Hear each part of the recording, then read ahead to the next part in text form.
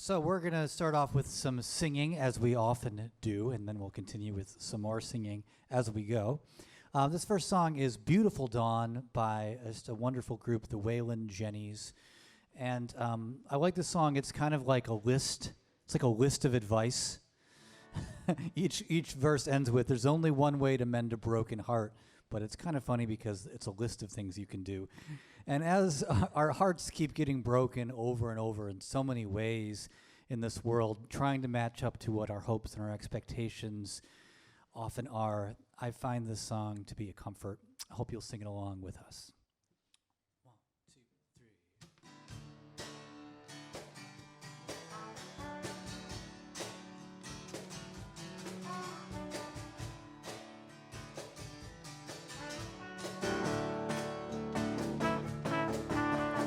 Take me to the breaking of a beautiful dawn. Take me to the place where we came from.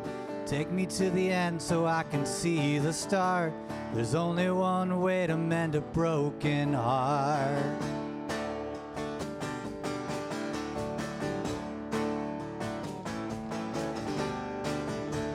Can you all hear the guitar out there?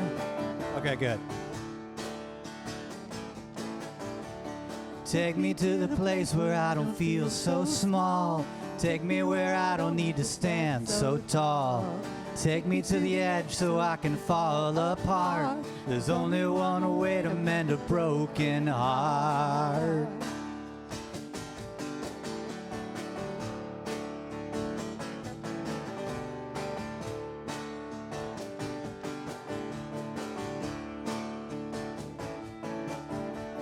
Take me where love isn't up for sale. Take me where our hearts are not so frail. Take me where the fire still owns its spark. There's only one way to mend a broken heart. Teach me how to see when I close my eyes. Teach me to forgive and to apologize. Show me how to love in the darkest dark. There's only one way to mend a broken heart.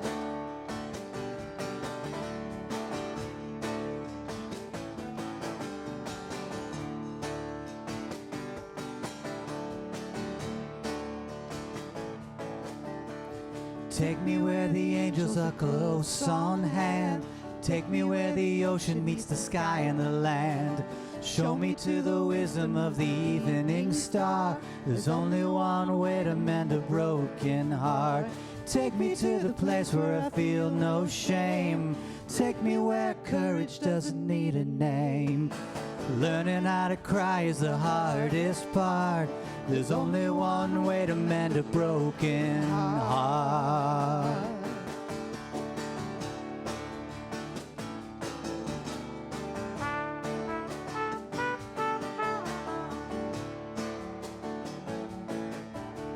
Take me to the place where I don't feel so small. Take me where I don't need to stand so tall. Take me to the edge so I can fall apart. There's only one way to mend a broken heart. Take me to the breaking of a beautiful dawn. Take me to the place where we came from. Take me to the end so I can see the start. There's only one way to mend a broken heart.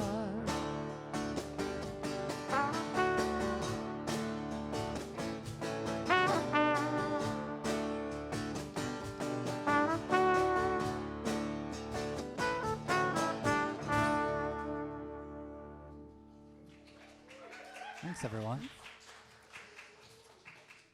Well, good evening, folks. So while Mark David retunes his guitar for this next one, I'll introduce us. My name is Joe. I'm up here with Tayward, Sully down here, Mark David, Matt, and Callie.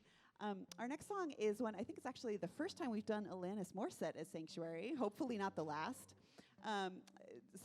We had like a fun talk through right before this when I realized, like, wow, some folks here have never heard of or listened to Alanis Morissette. She was a huge part of my formative experience from the mid-90s on. Like, wow. So the song we're going to be doing is one I didn't know yet. I'm glad to learn, called Utopia. Fits right in line with what Reverend Otto's going to be talking about later. And he taught me something interesting just now, which is that utopia means both like an ideal, like a perfect vision, and also like not, it doesn't exist. So what I love about this song is it helps me envision what the world I want to see, not just dystopias that tell me what I don't want. Like that, I'm great with listing the kind of world I don't want. And I appreciate like this is her vision of what she would love to build, and it's, as Matt put it, more of a vision statement and less of a strategic plan.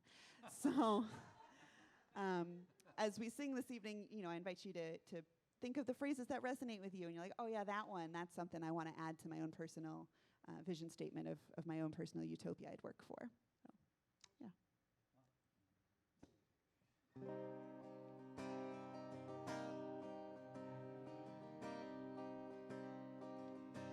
We gather around, all in our room, fasten our belts, engage in dialogue. We'd all slow down, rest without guilt, not lie without fear, disagree sans judgment.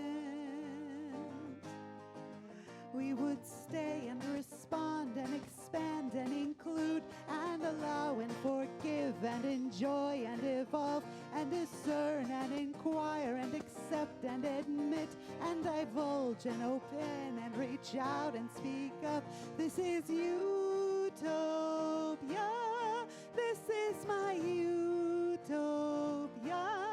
This is my ideal, my end in sight. Utopia, this is my utopia. This is my nirvana, my ultimate. We'd open our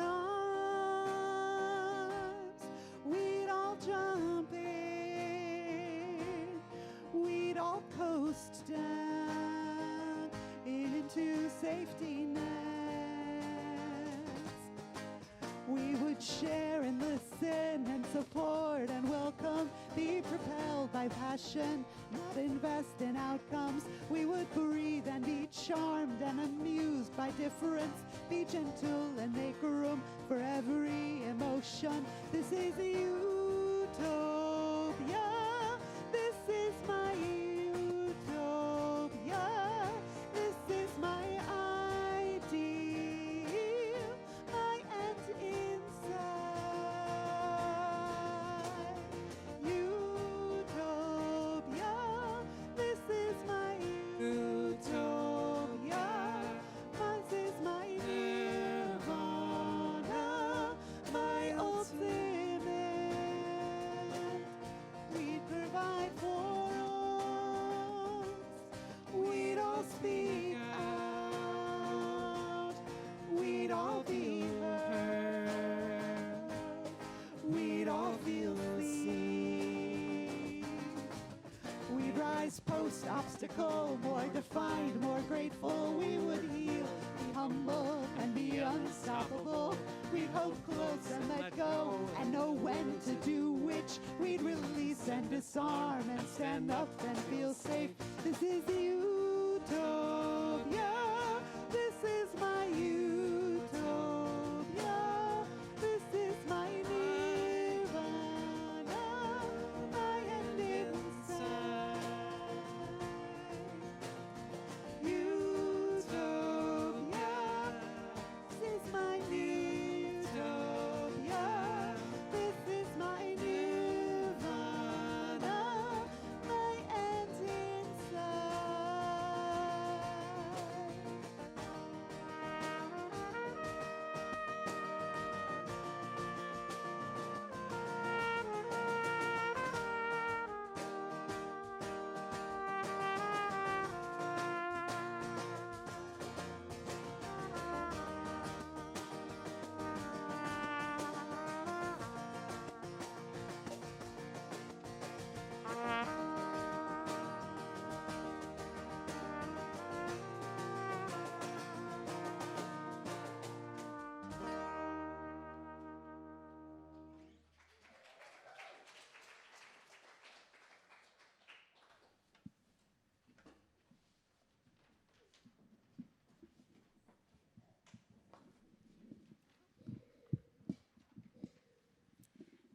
feel like the sanctuary band playing is part of my utopia, so thank you for that.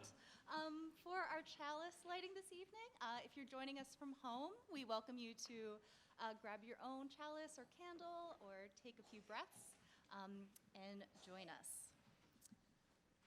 This evening's chalice lighting is Bringing Us Home to Love by Francis Cogier. We light this chalice today as a people dedicated to personal growth. May it burn away the oppressions we have been taught and glow instead with the humility of learning. May it reignite our dreams for a better world and kindle our joy for simple living.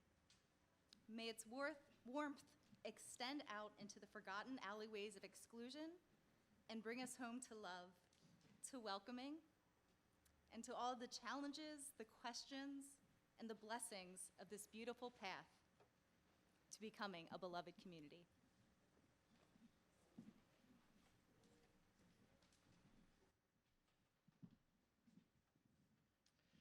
Thank you, Mary. My name is Matt, and I'm the Director of Community Life here for Sanctuary Boston, a community of vibrant worship and real connection. It's so good to be together with you all again. We're kicking off our 4-part series on dreams of justice, imagining better worlds. And as we talked about this evening, Reverend Otto is going to be talking about utopias and dystopias. I was just this week, as we were putting together this service, I came across this interview with M.K. Jemisin, this incredible, brilliant, much awarded sci-fi writer. And she was talking about how writing science fiction means understanding how communities work, how they respond to change and to crisis and adapt in different times. But she ran into this problem a few years ago because she imagined this really dystopian world that she was beginning to write a book for about a demagogue president who was elected in the United States and began to kind of attack New York City as a den of iniquity, as a city in need of salvation from his powerful authoritarianism. And then Donald Trump stole her idea for the book, and she just had to scrap this whole book she had written and start over because it wasn't science fiction anymore. That really hit me hard to realize that this brilliant imaginer of worlds that might be particularly dystopias got co-opted by the world we're actually living in. And so I think now is, as Joanna said, a time not only to be imagining the things we're against, but to imagine the things we're for and the world we want to build together. And that's one thing I love about this community, is this is one of the places that really helps me do that. Just a couple other things. Those of you joining online, we welcome you in particular. Sorry, we're having some technical difficulties this evening, but we invite you to connect with each other and with us in the chat. Say hello to each other. Reach out with private message folks and introduce yourself and connect with each other. And what else do we got? We've got a lot of dancing happening. We invite you all to dance with the kids, whatever age kid you are. Please don't dance too close to the candles. Is always a good thing. And our family worship coordinator has hats and animal ears that you can wear for quiet time if any of you of any age need a reminder of the more quiet parts of the service and how to take some deep breaths at those times. And just one other note, folks have asked me about this. Our plan, particularly for those of you joining online, is to be online indefinitely from here on out. And our small groups are still all online. I imagine in the future they might also be hybrid with some groups in person, some online, but our other programs are also hybrid. So we're really imagining the future of this community as multi-platform, people gathering in person, people finding us and connecting online as well, people connecting whatever ways we're able to across the distance and across the isolation of the pandemic, and perhaps someday in the future even post-pandemic world. With that, let's welcome each other into this space made sacred by your presence by reading together the words of welcome. And we have 2 folks from our parents' small group who are going to lead us in the words of welcome this evening. So please join us for whatever font you want. Whether you go to church on Sunday morning, Or light candles on Friday nights, whether you've been hurt by religion, saved by it, or some of both, Whether you're brand new to spiritual community, or a seasoned seeker, whoever you are, whatever you are, wherever you are on your journey, we welcome you. So in that spirit, let's all take a moment here in the room to introduce ourselves to someone that you've not met before. And for friends joining us online, although I'm not sure if that's happening or not, introduce yourself in the chat and where you're from. Welcome.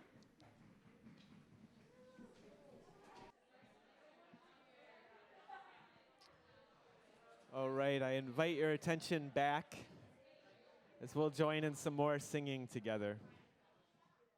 So our next song is one I really love. It's a mashup that Ana Hernandez did of two different quotes that I really love, one of which from the Christian mystic and theologian Julian of Norwich, all shall be well, all manner of things shall be well, juxtaposed with the quote from the contemporary Indian novelist Arundhati Roy, another world is not only possible, she is on her way. On a quiet day, I can hear her breathing. And I love the assurance that all shall be well because there's this other world coming, and through things, us having faith in there being a wellness about us and about the world, we bring that world into being. So we'll start out with singing one and then the other, and then we'll do them both at once. Choose your own adventure, whatever calls to you, and add some harmonies.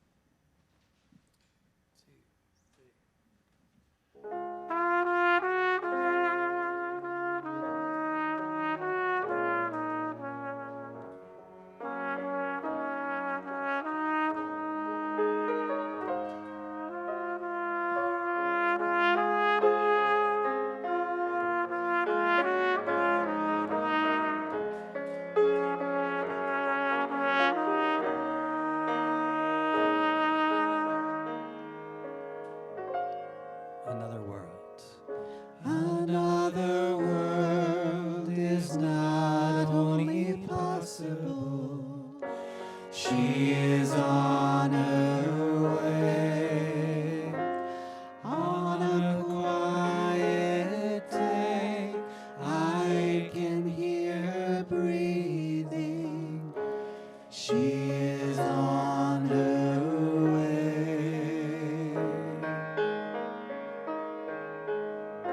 Another world. Another world is not only possible, she is on her way. On a quiet day, I can hear her breathing. She is on her way. Let's hear the other melody now.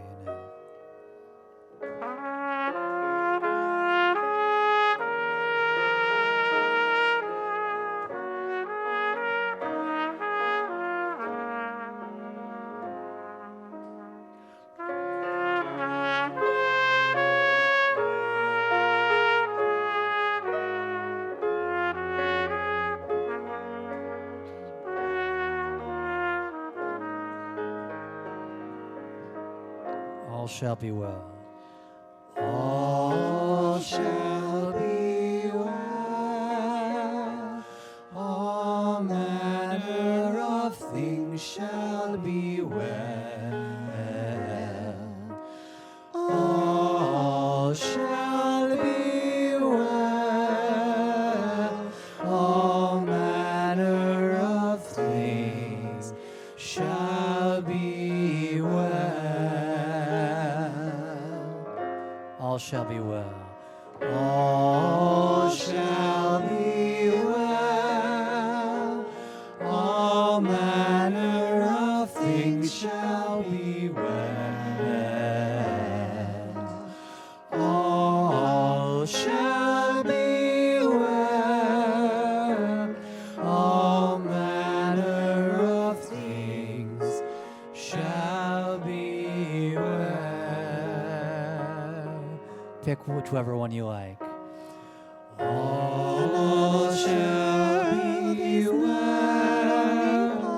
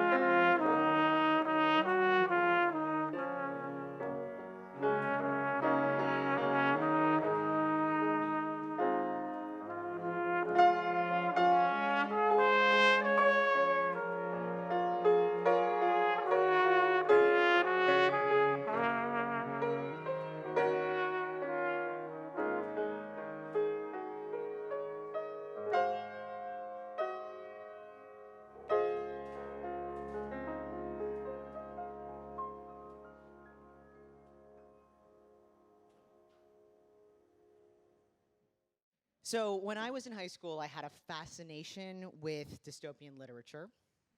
My favorite was The Handmaid's Tale by Margaret Atwood. I also enjoyed such classics as The Chrysalids by John Wyndham and 1984 by George Orwell. I found them fascinating worlds to get lost in, imagining these places that could not possibly exist. And as an upper middle class kid who never wanted for food or shelter, who had access to a good education, private school in fact, who never had to worry if my medical needs would be covered, I did grow up in Canada. Seems like a dystopia, a utopia compared to here sometimes. These dystopian worlds seemed pretty far-fetched, things that couldn't possibly happen. The Handmaid's Tale, if you aren't familiar with it, is a story of a religious dystopia. And it's set right here in Cambridge, in fact, where women were used as tools for creating children. The entire order of society has been changed after a coup on the US government. Suddenly, women aren't allowed to have jobs or control their own money. And it all seemed so out there to me. I went to a private all-girls high school.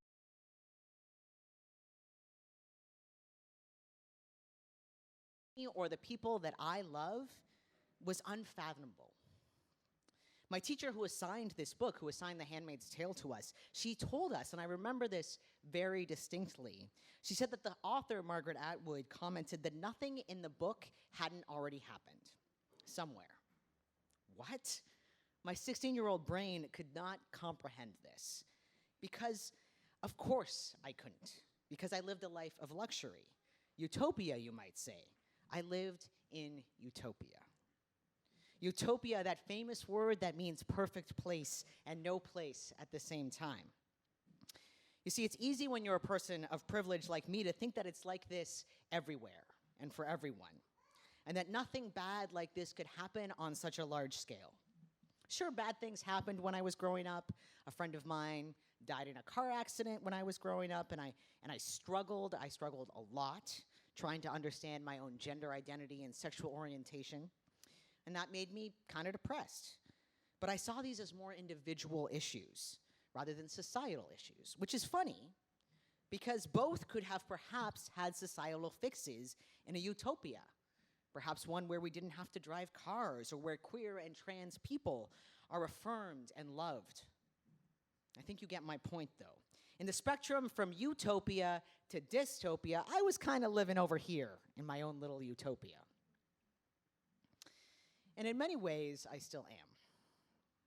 If you grew up with privilege like I did, you might have felt similarly. Dystopias are simply nightmares, things that could never happen here to me or to the people that I love. And if you didn't grow up like that, hearing me say that probably sounds ridiculous. How could we be so stuck in our own experiences? So then I went to college. And in college, a friend who studied abroad in South Africa lent me Nelson Mandela's book, A Long Walk to Freedom. It's a big book, and I couldn't put it down. It felt like reading about a historic rise, a heroic rise against a dystopian government, as the people of South Africa struggled and resisted under the system of apartheid. It read like a dystopian novel. But it was reality, right? A true story of a government that existed until I was 11 years old. So if this isn't fiction, this is reality. Everything in this book actually did happen. So I think for a lot of us, there are moments like this. Moments where you realize that your nightmare, your idea of dystopia, is someone else's reality. Or that your daydream, your idea of utopia, is someone else's reality. That better world that you can only dream about. That it exists for someone. So there's this utopian story. It's a short story by Ursula K. Le Guin, and it's called The Ones That Walk Away from Omelas. It was written in 1973, and in this story, there's a society called Omelas. In it, everyone is happy. The prime idea of the society is happiness. Everyone feels great all the time. And in this deliberately vague utopia, Le Guin suggests that you can imagine anything that you want that would feel like a utopia for you. She does specify no soldiers, no violence, no clergy, which I take some resentment for as a minister.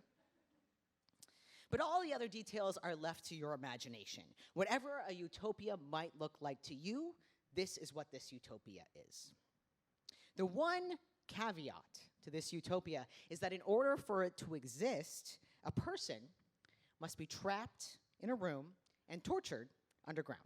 One person. It doesn't specify why, just that in order for this society to exist this way, this must happen. And at around the age of 10, most residents of Omelas learn the truth about their utopia. They are taken down to see this person and learn the truth of how and why Omelas is the way it is. And at first they rage about how could this injustice exist. But then, most just go on with their lives. This nightmare has to be so that Omelas can be the utopia that it is. There are those, however, who cannot stand this truth. They are the ones who walk away from Omelas, looking for a better place, choosing to remove themselves from this system that causes such terrible oppression on another. This story doesn't say where they go or what they do, only that they have chosen to take themselves out of the evil that their society, their utopia, is inflicting. So I find this story to be very poignant. It describes in a very clear and simple way what many of us who are more privileged experience when we find out about the dystopian nightmares of the real world. Perhaps we rage, and then slowly we learn to live with it, to go on with our lives. Or perhaps we choose to walk away. But what does it mean to walk away? The people who walk away aren't changing what's happening in their society. What would happen if we went towards that pain, towards the nightmares? Our world is, in a lot of ways, like this Omelas. Some of us, me perhaps, are living in utopia. But it's not like that for everyone. And I see this every day, right? When I drive by the prison or the detention center, when I hear about Amazon workers being forced to work through a tornado, when I see unhoused people on the street or sleeping outside my church, or every time I read the news, right? It's a broken world. Is this necessary for my utopia? It feels so easy to metaphorically walk away, right? Walk away from Omelas. Even when the dystopia and the utopia are right on top of each other, in the same cities and streets and churches, and even sometimes in the same house. But you see, the thing about utopia is that it doesn't exist, right? It's a perfect place and no place. And as Maya Angelou said, none of us are free until all of us are free. So if some of us are living in dystopia, all of us are. There, of course, as you all know, was an interesting trend for a while of dystopia being a popular genre of fiction among young adults. Of course, the Hunger Games series is maybe the most famous one of these by Suzanne Collins. And I think our obsession, and in particular this obsession at this time of life with dystopian fiction, is because our teen years are often when some of us discover that our daydreams or our nightmares are another person's reality, and discover that the world around us could be different. And so dystopian fiction actually gives us hope. It shows us a world where people are struggling against the systems that hold them down. It gives those of us who are seeing the nightmare happening in our world today the idea that maybe it won't always be so, and that we can listen to the leadership of those who are trying to change it, and of those who have discovered that this daydream is someone else's reality. It can give us the resolve to join up and fight back against oppression. Ultimately, dystopian literature is not actually about those who walk away from the dystopia, those who walk away from Omelas, but staying and feeling the pain and confronting it so that together we can do something about it. We know that utopia is impossible. I think all of us know that at our core. But that doesn't mean that we can't try and work for it, that we shouldn't, because another world is possible. It should be a continual human endeavor to create that better world where all are lifted up. So this week in particular, I'm struck by the ideas of dystopia and how they impact politics, right? We have an election coming up. We in Massachusetts are voting on ballot initiatives, right? One, the Fair Share Amendment would tax those who make over $1 million, a little extra so that we can fund public schools and public transportation, which seems like an obvious move away from dystopia. Another makes it easy for all of us to get licenses, no matter what our status is. Again, access, it feels like an obvious move away from dystopia. And in the real world, right, sometimes the rise against these nightmares of our time aren't so glamorous. They're not glamorous like Katniss Everdeen from the Hunger Games. They are the moments of canvassing, of doing childcare so someone else can be Katniss, or of opening your home to a refugee. Reading dystopian fiction doesn't have the same impact on me that it used to. Don't get me wrong, it still impacts me, but I see it as sharing the nightmares that in some places have already happened, that in some places are already the reality, that may even be happening right now. And I see them as a reminder to go towards those places rather than walk away from them. Here's the truth. We're all living in this world, and it is a dystopia, even if we've experienced it, some of us, as utopia. Because there are better things to be imagined. A world where 1% don't hoard the resources, where none of us are violently policed, where queerness and transness are loved everywhere, where white supremacy doesn't cause us all to live in certain ways and separate from each other. So let's escape this together. Not by walking away from Omelas, but by going towards the pain, going towards the nightmare, by letting this hope from friction move us to create change together in our world. May it be so.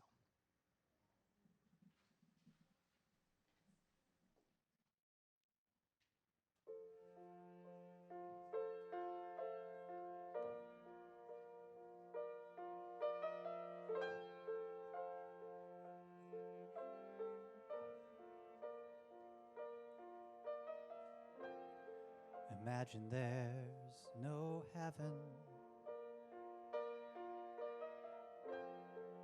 It's easy if you try. No hell below us. Above us only sky. Imagine all the people living for today. You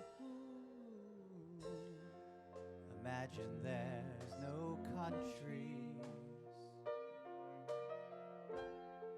It isn't hard to do. Nothing to kill or die for, and no religion too. Imagine all the people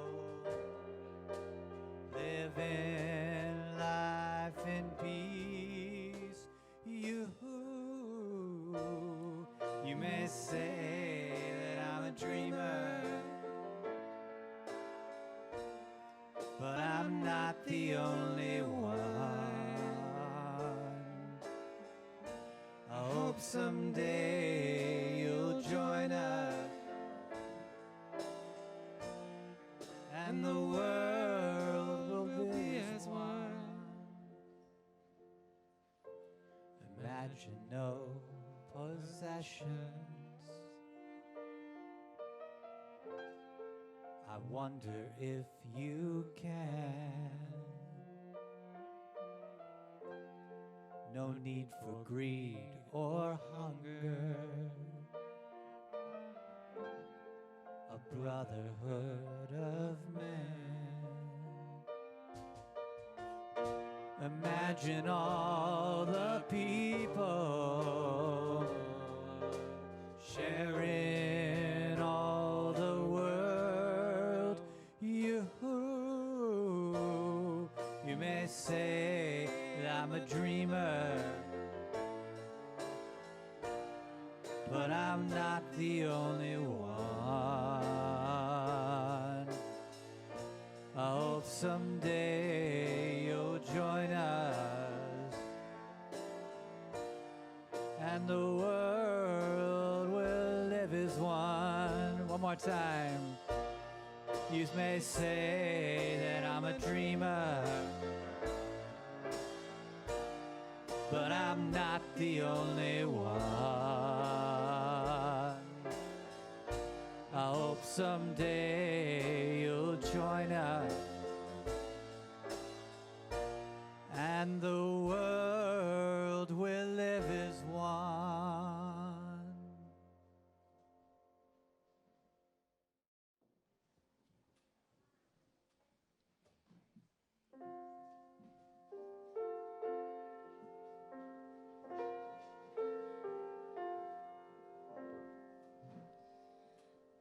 There is a love holding us. There is a love holding all that we love. There is a love holding all. We rest in this love. We arrive together, bringing all the joys and sorrows of our complex lives with us this evening. Some of us arrive here wrestling difficult things, feeling the pain of a broken world around and within us. Some of us arrive full of blessings and brimming with gratitude.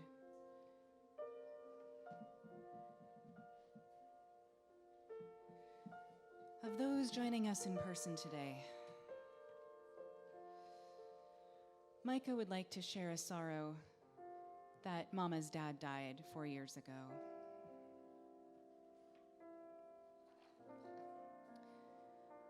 Mara would like to share a joy. Mara is happy about Leo, her sibling, and snacks. Thank you, Mara. Someone with us today would like to share that even amongst sorrows, they find intense joy in the happiness of their friends.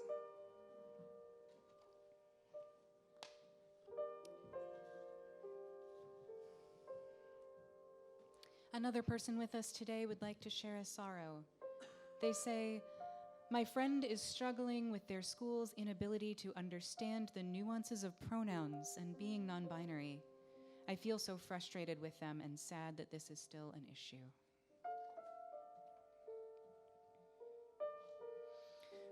Ria shares a sorrow with us. Ria says, "I broke my laptop and I have upcoming papers." Oof. And Emma has shared a joy. Emma says, "Midterms are over and I am able to connect with people I have not seen in a bit."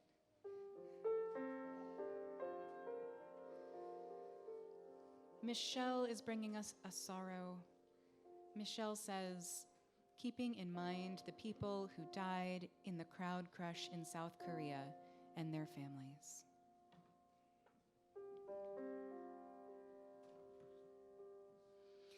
Cristalinda shares a joy. They say, "Finishing midterms and spending Halloween weekend with my friends." Someone in the room with us tonight is joyful for all the lovely people in this community who feel like my second family. And I have one further to add. I'd like to share a sorrow for a friend who was in an accident today and for his family as he recovers.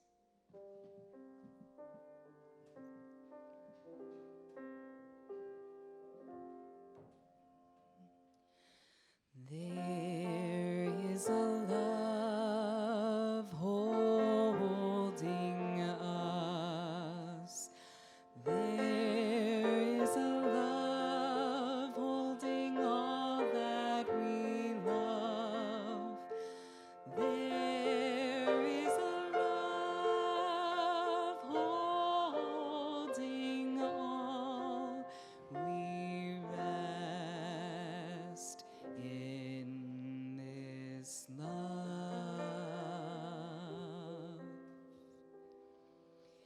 And I now invite those of you who are joining us online to share any joys or sorrows you're carrying with you in the chat box. I'll share them out loud here from the mic. If you'd like me to keep it anonymous, you can send me a direct message. I'm Bran Lennox there in the Zoom meeting.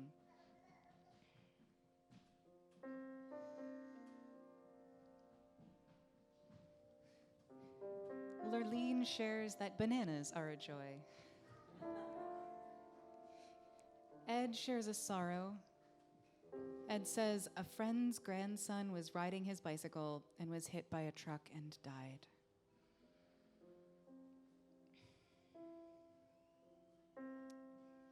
Eric shares a joy. Lula in Brazil, the Phillies. And a sorrow, the midterms. Evie shares a sorrow. She is wishing her mom's dialysis treatment would be easier and with less complications. Jerry shares, my elderly sister Christine Booker is likely nearing the end of her life soon. I'd really appreciate your prayers for her in Brentwood, California. Ed shares a joy. Ed says, just finished my 3rd improv class. Love it. Ebe shares a joy. At her first Halloween at a new house that was filled with lots of happy smiles and strings of connection woven.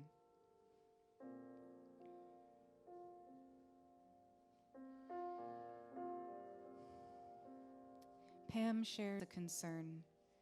Her son-in-law, Hazel's dad, was in a bike accident today. He's at the ER being checked out now, praying all is okay. Karen shares that her son and husband are taking a cross-country trip. Regina is grateful for these stunning and gorgeous days. Mark is dealing with daily migraines and chronic depression. Karen's mom was hospitalized yesterday. And we'll take one more quiet moment to allow any joys and sorrows that haven't been shared to be held with love in this room.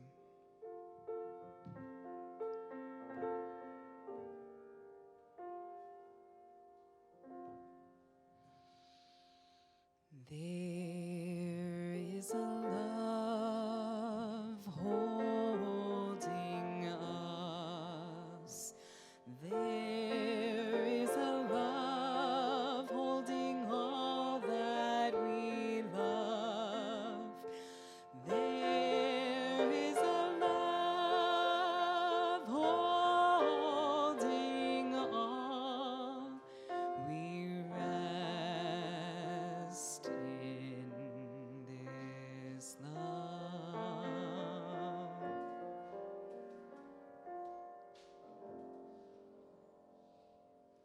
Oh, quiet mystery that draws us into this time and space of shared dreams and unlimited love. Let us not lose faith in the future we imagine together. Let us never cease to embrace the challenges we face as we struggle for liberation everywhere. And as we bring our own fullness into this shared time, remind us to sense not only inward, but reaching out to others. Let us shift our own sorrows to the side for a moment so that we can join in the community of held grief. Let us illuminate our joys as we remember that no gift is deserved and no pinnacle achieved in a vacuum. Let our joys remind us to honor all those within the web which has woven our reality. As we accept the truth of the world in its fullness, the pain right alongside the euphoria, rejecting no part of that truth, Spirit, that grounding will power us ahead, as we endeavor towards a beloved community which we cannot imagine but choose to believe is possible. May it be so.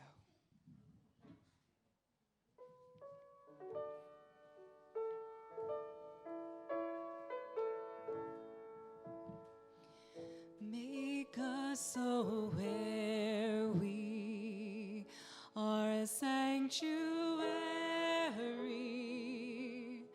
each made holy and loved right through. With thanksgiving, we are a living sanctuary anew. In a moment, we'll sing Sanctuary through one more time together, and then we'll invite you to hum it and take a few minutes to light candles at any of the 3 tables around the room. As you light the candle, take a moment to remember the divinity that is already inside you. And as you pass the taper to the next person, take a moment to connect with them and remember the divinity that is between us in our connections, in our community. Whether you arrived this evening with your flame just barely flickering or burning bright, now is the time to reconnect with that light within us, to find some grounding that may have eluded us all week long so far. Let's take a deep breath together. Begin by singing once through.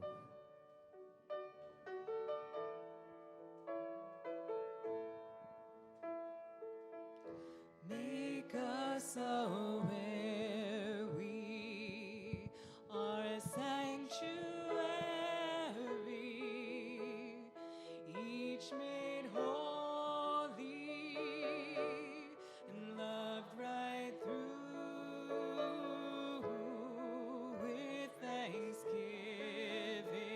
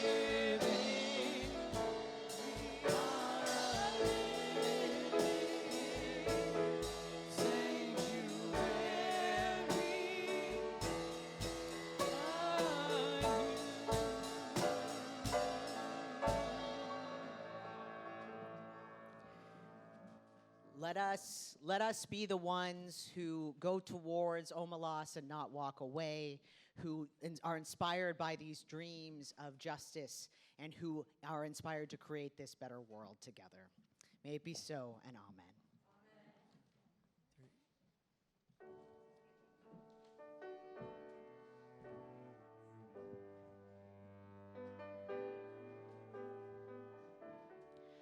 Oh, I am waking up to find my world between the dying and being reborn. I see what is and I see what could be. Can't close my eyes again and go back to sleep.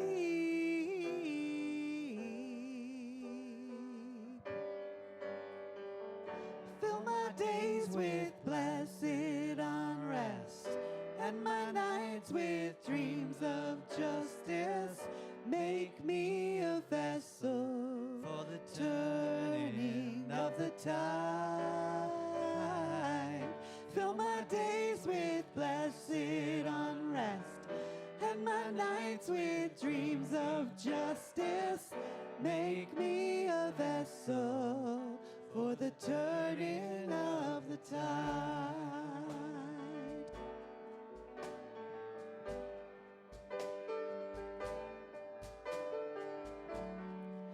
How can I change our course?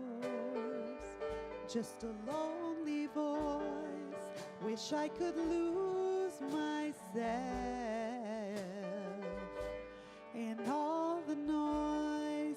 But if we all would rise, a generation proud, then with a mighty song, we could turn this world around.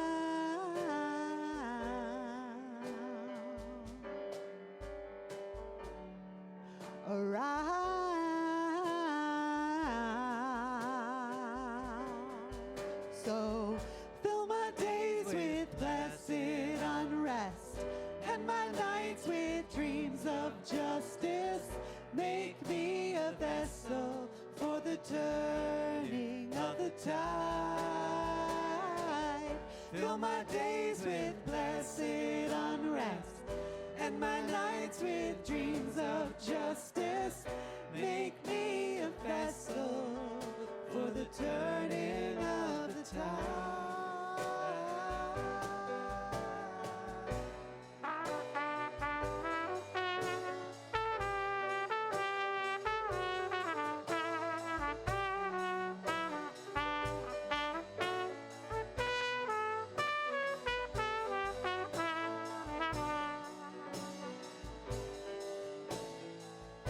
Ancestors all behind and before me every child. Ancestors all behind and before me every child. Ancestors all behind and before me every child. I bring the power of a long unbroken line.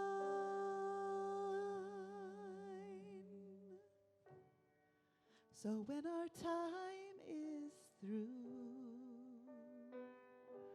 I want to know we did what we came to do for the future ones. So in our darkest days, may we all be strong and give our lives so life may go on. Fill my days with blessed unrest and my nights with dreams of justice. Make me a vessel for the turning of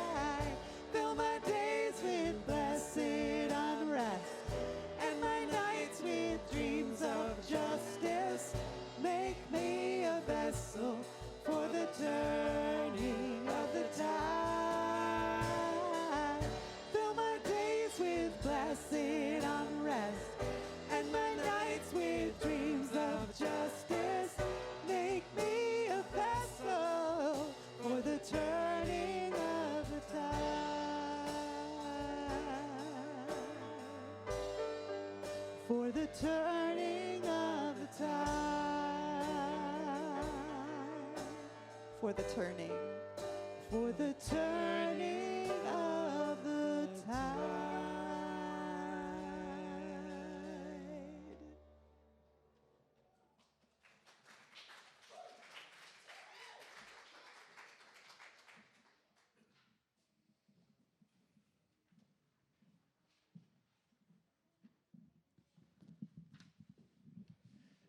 Thank you, Sanctuary Band. Yes.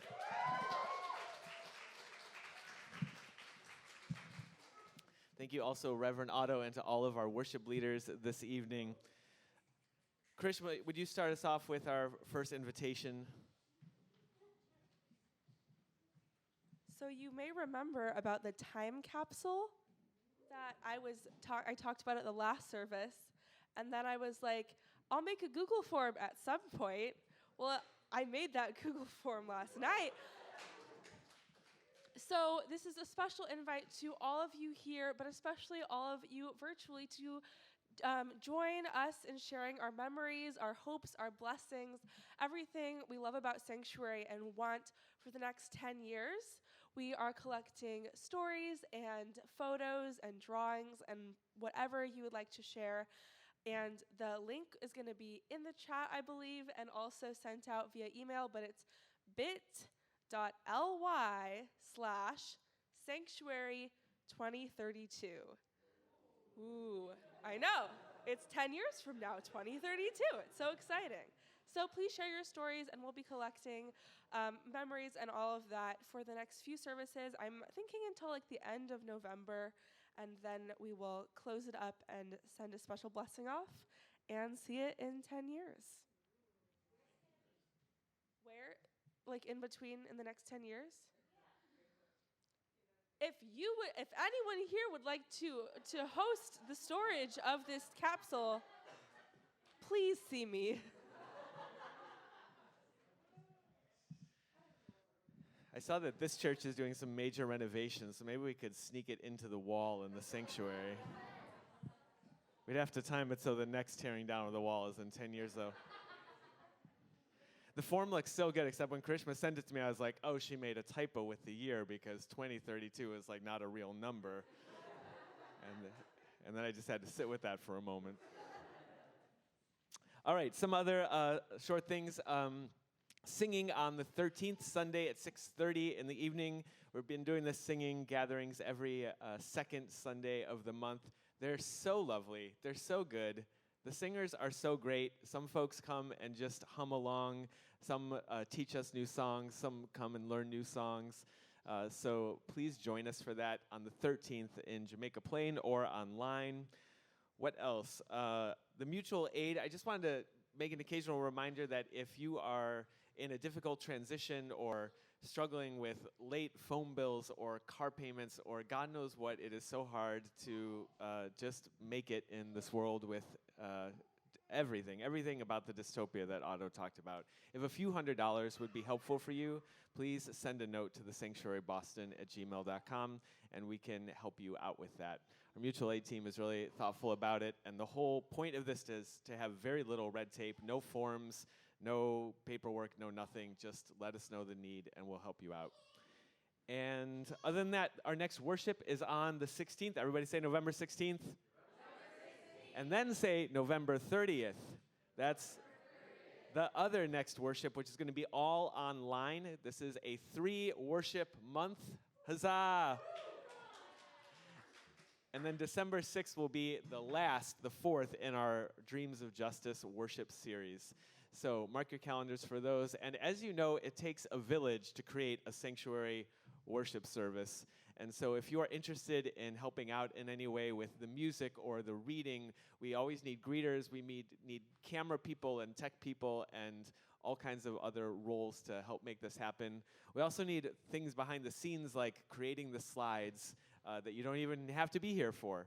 And we also have online roles that we need as well for those of you joining us from afar, online greeters and chat box hosts and Zoom hosts and all kinds of things. So please be in touch with me or send a note to thesanctuaryboston@gmail.com if you want to help with any of those things. Or if you don't even know what you want to help with, but you just want to chat about the possibilities, I'd love to chat. With that, we'll close out our service. Thank you for being here and creating Sanctuary together for this evening and all the evenings in between. Thank you for showing up. Go and be blessed as you are a blessing to others.